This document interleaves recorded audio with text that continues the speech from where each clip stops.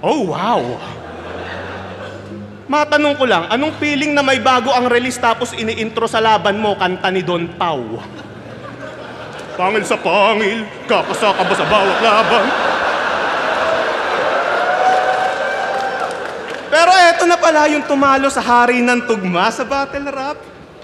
Tinalo mo si Looney sa 2-on-2 tsaka sa 1-on-1. So fucking what? Ngayon, ikaw naman ang aking tatanungin, Shay.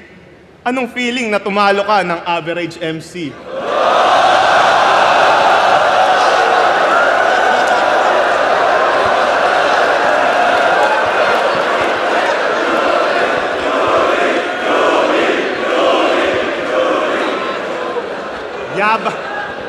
Ang yabang umasta. Kala mo talaga nagmamater.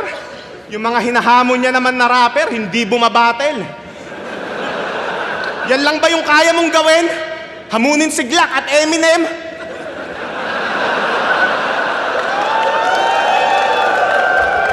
Pues bumangon ka dyan sa hukay, mag-flip top tayo, Francis M. Ano?